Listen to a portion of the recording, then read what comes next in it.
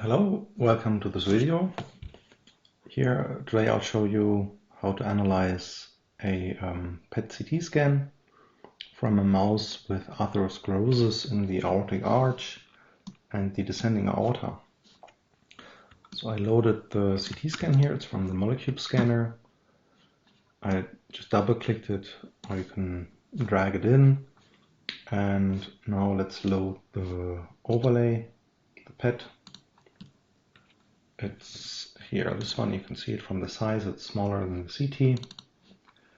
And you see it's already co-registered correctly. See here signal in the heart from the FDG. And you can open a 3D view and inspect it. And you can change the windowing here to adjust the way it's visualized. And now you can navigate here with these mouse modes. So this is for slicing through, and this is for zooming, this is for panning, this is for rotation, so you can rotate this upside down, and here also.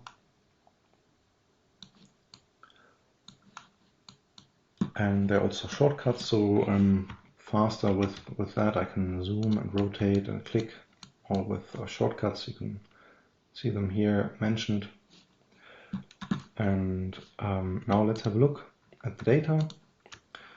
So if I go through, here I see signal in the heart here, but here this seems to be in the descending aorta, so this could be from atherosclerosis. And now if I'm going up, I see signal here, this is in the brown fat. But then if I go up further here, this is the aortic arch region. This could be from atherosclerosis. And if I go up further, this here could also be from the carotids actually, but it could be from brown fat also. And you see here the micro CT doesn't have a very good contrast. It was probably a low dose scan, so you cannot really make out the structures that well. You can maybe guess where it is. It's somewhere here, the aortic arch, but here is where we have the signal. And I'll show you another scan here, actually one where we scanned the brown tissue fat. So here we use the contrast agent, which enhances the liver and spleen, but it also goes into the brown fat, and that's why you can see it here brighter. So it's helpful now to understand where the brown fat is. I think this was Ixia, the contrast agent, and you can see here this is brown fat and this is regular fat, so this is much darker, the regular fat, like here, and this is lung.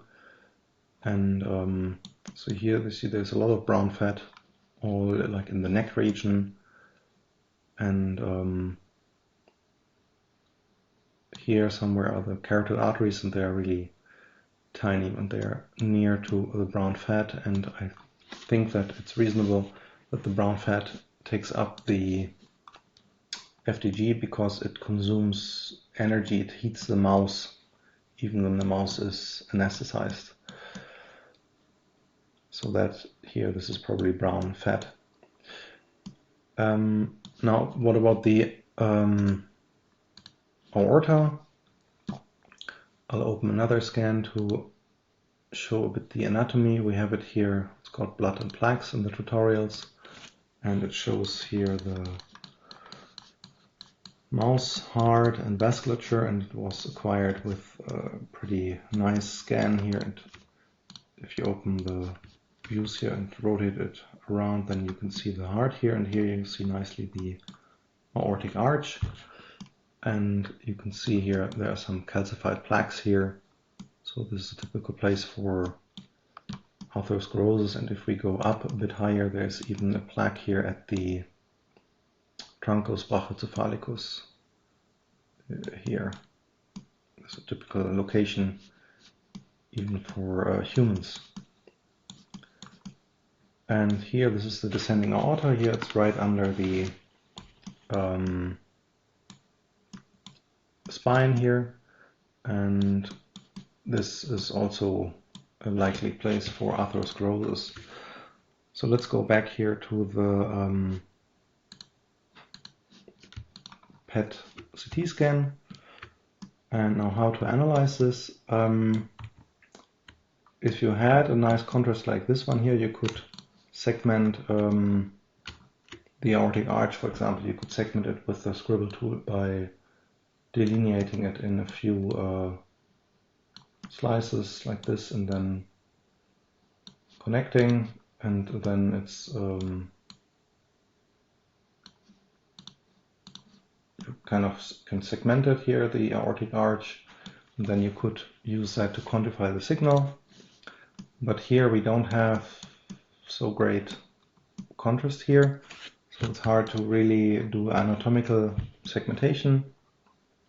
But what you could do is place some region, like a cylinder here.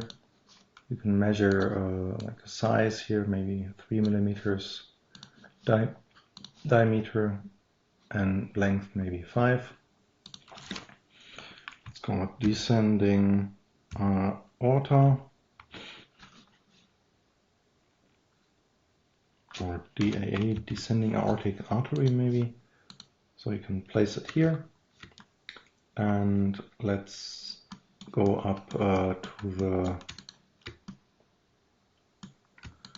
aortic arch here, and there we place a sphere, a arch maybe, and a sphere with maybe 2 millimeter diameter, something like this. And now you can quantify how much you have in there, and this is here a mean intensity in becquerel per ml. Let's maybe place another region in just the liver as a background signal here. Liver. Let's place a sphere here, and now it's maybe too close to the heart, so let's just move it down a bit with this mouse mode. Now if we quantify it, we have 3 regions here. See, liver is much lower than descending aortic artery and the arch. You can also change the color here of the regions, so let's make the arch red. You can see these regions in 3D also here. The descending aorta, aortic arch, liver.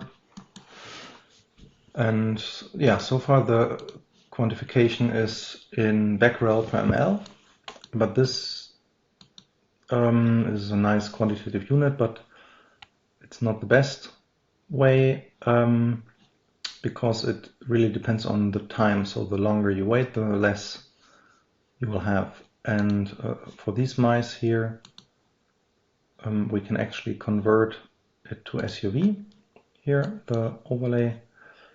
And here we have the information, like the injection dose, 2.45 megabecquerel. We have the voxel unit, we have the scan time, but here the injection time, this is not correct. This was actually 3 hours before, so we can tune this, set it to 3 hours. Here the isotope, this was FDG, and the weight, I don't know, but I'm assuming 20 gram for now. And now you can click apply, and now the values are converted to SUV. You can hit F5 to adjust the auto windowing or change the windowing here.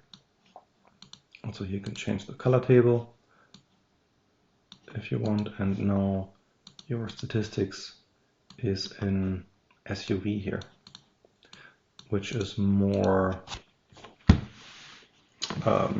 quantitative because it corrects for a few things like the decay due to the scan time, but also the mouse weight and the amount of the injection amount also. Yeah, I hope this helps. Thank you and bye bye.